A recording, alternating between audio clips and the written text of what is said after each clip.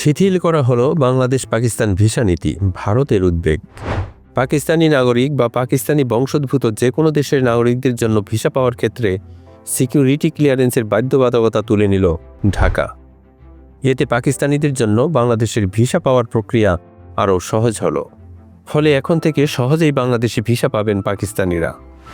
ঢাকার নতুন কূটনৈতিক ও রাজনৈতিক দৃষ্টিভঙ্গির এই পদক্ষেপে আরও কাছাকাছি এসেছে বাংলাদেশ ও পাকিস্তান।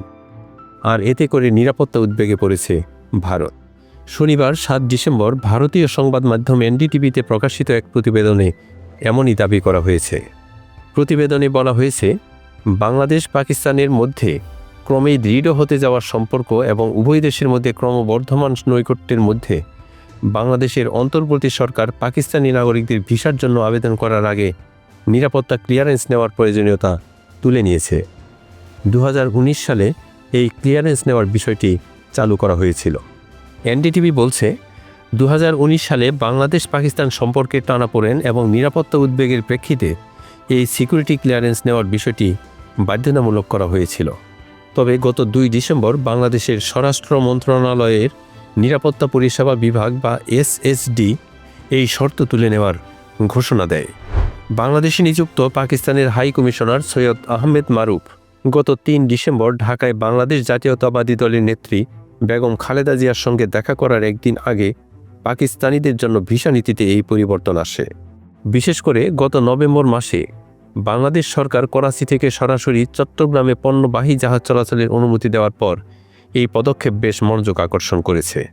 এনডিটিভির দাবি, খালেদা জিয়ার দল ঐতিহাসিকভাবে শেখ হাসিনার আওয়ামী লীগের বিপরীতে পাকিস্তানের সাথে ঘনিষ্ঠ সম্পর্ক রেখেছে, আর হাসিনার দল বছরের পর বছর ধরে নিজেদের ভারতপন্থী অবস্থান ধরে রেখেছে।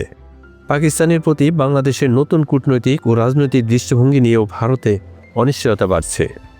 বাংলাদেশের রাজনীতির বিশেষজ্ঞ এবং অস্ট্রেলিয়ায় সিডনি পলিসি অ্যান্ড অ্যানালাইসিস সেন্টারের নির্বাহী পরিচালক মোবাশ্বের হাসান দ্য প্রিন্টকে জানিয়েছেন, এটি পরিবর্তন নয়, বরং বাংলাদেশের একটি ভারসাম্যমূলক আচরণের ইঙ্গিত। বাংলাদেশি কর্মকর্তারা অবিরামভাবে বলছেন তারা ভারতের সাথে বন্ধুত্বপূর্ণ সম্পর্ক চান, যদিও ভারতের প্রতিদান দিচ্ছে না।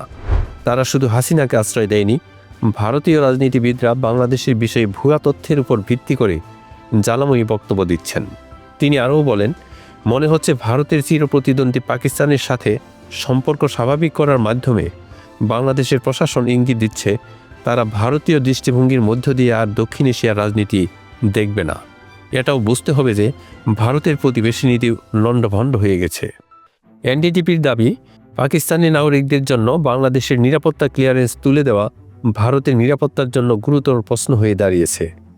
বিশেষ করে উত্তর পূর্বাঞ্চলীয় ভারতীয় রাজ্যগুলোতে বাংলাদেশে ক্রমবর্ধমান রাজনৈতিক ল্যান্ডস্কেপ এই অঞ্চলের চরমপন্থী গোষ্ঠীগুলিকে সহায়তা করতে পারে এমন উদ্বেগও বাড়ছে।